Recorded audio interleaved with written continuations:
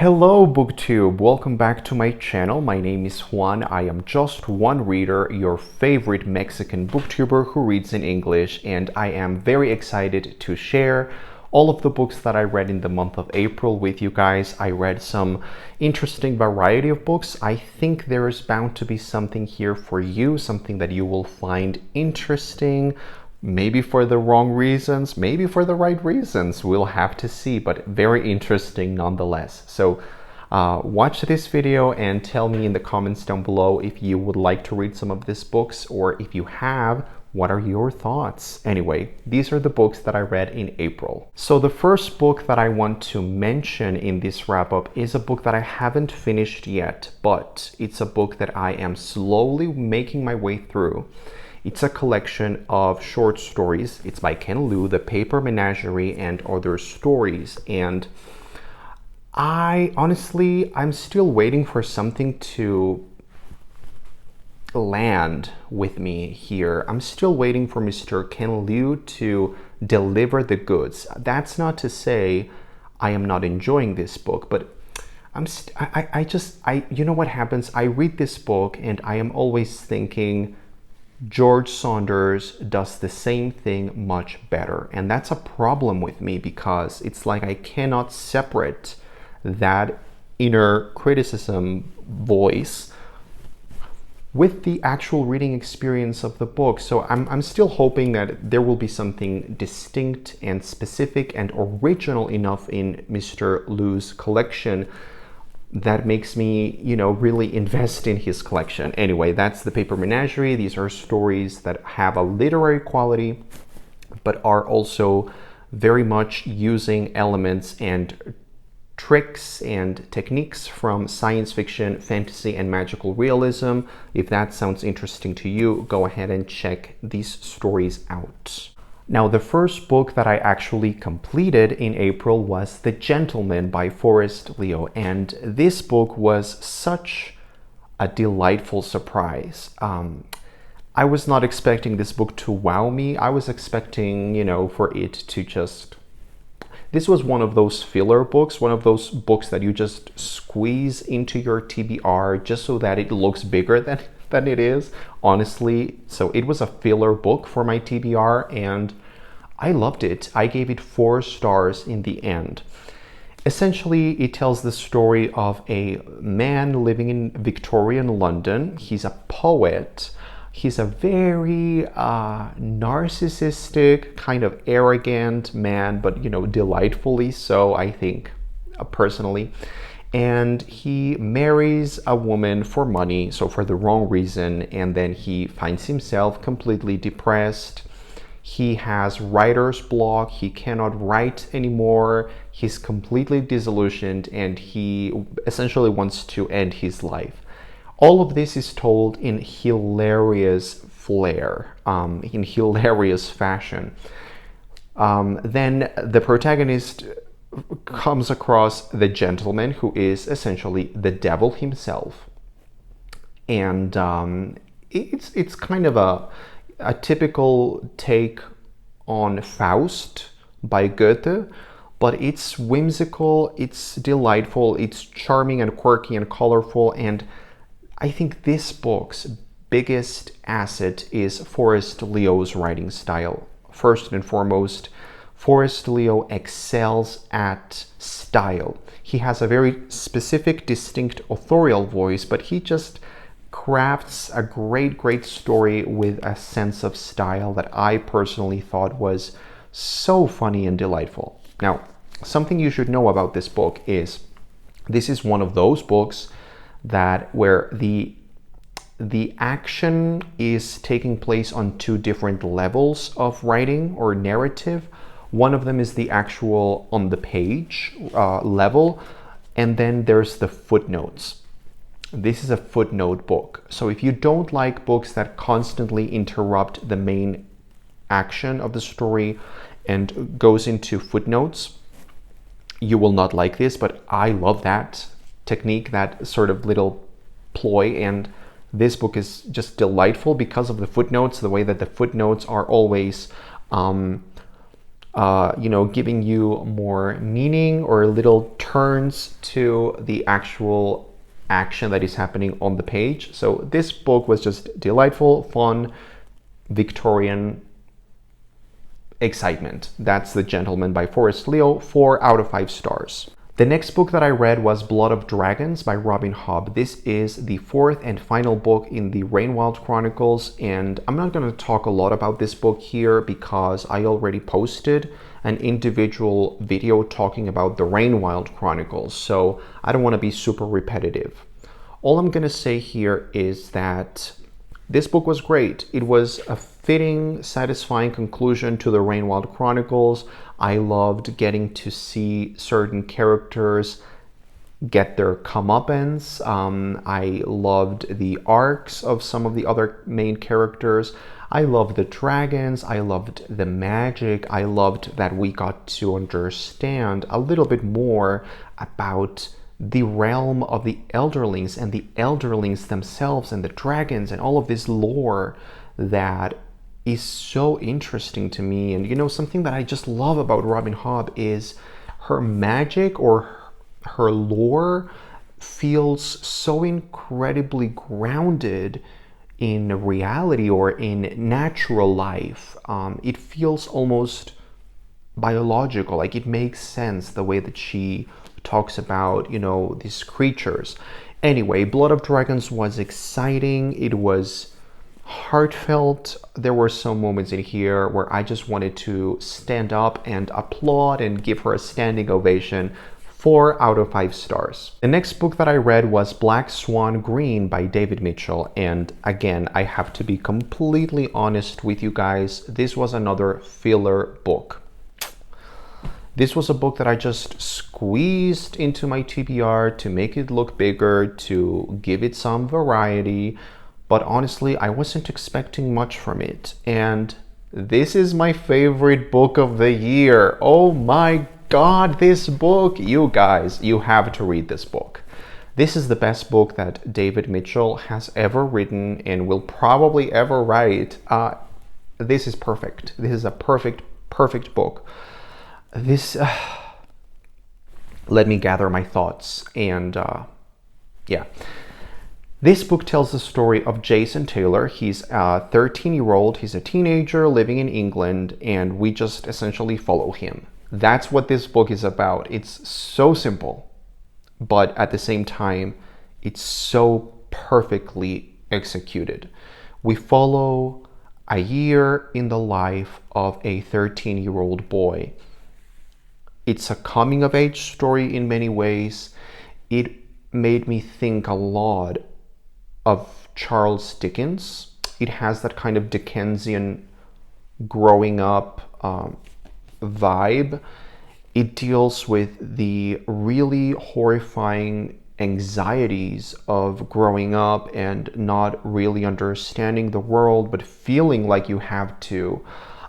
It's a book that I loved first and foremost for the voice. Again, the voice of this character. It's like David Mitchell inhabited this boy's head, and I felt like I was actually in the character's mind. Like, this is one of those books where you really feel like you are in the character's shoes, wearing his clothes, a part of his family, a part of his school, and just observing the world through his eyes. This is just a perfect character-driven point of view kind of book.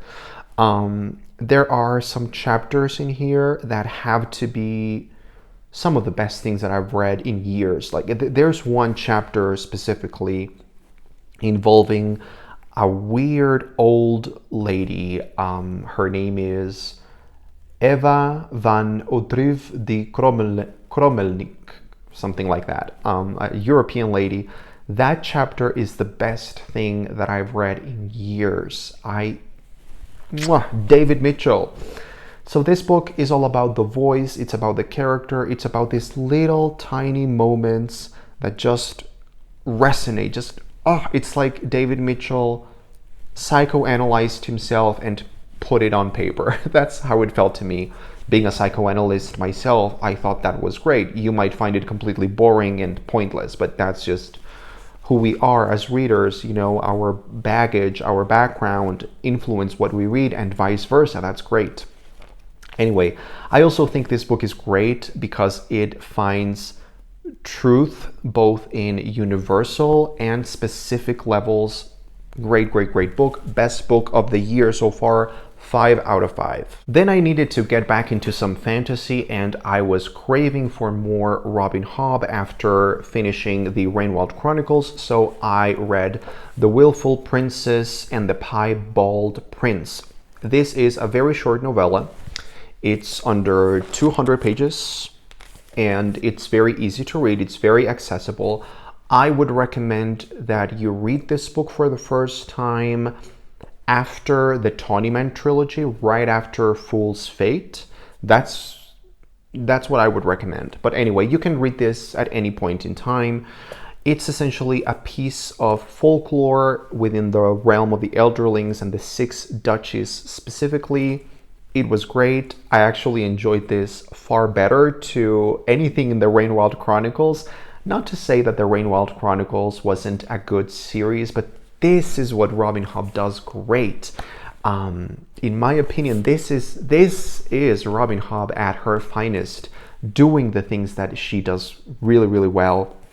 This kind of slow, rich tapestries of stories and characters and links and bonds and relationships and legends, fantasy, folklore, fairy tale. Just wow, great, great, great stuff. 4 out of 5 stars. Then I read The Underground Railroad by Colson Whitehead because I was in the mood for something literary, something serious, something that would really make an impact on me. So what better than The Underground Railroad, a book that everybody loves, and it's a Pulitzer Prize winner. This book tells the story of a slave.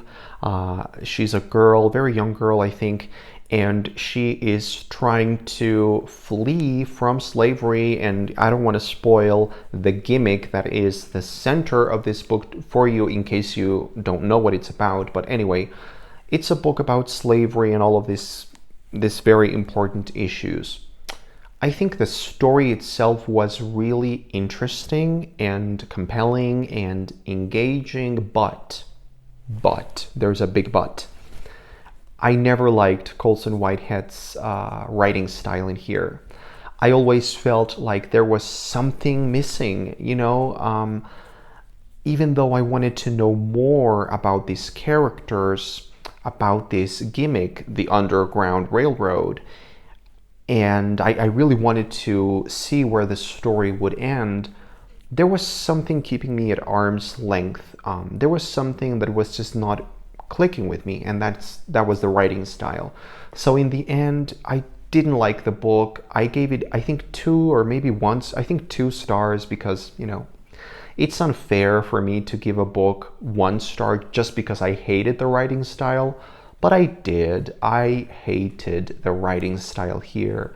I don't think Colson Whitehead is an author for me just because of his style. We don't match.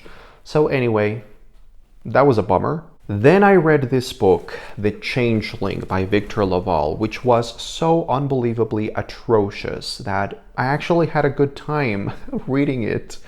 And I certainly had a blast reviewing it. This book is hot garbage. It's a mess.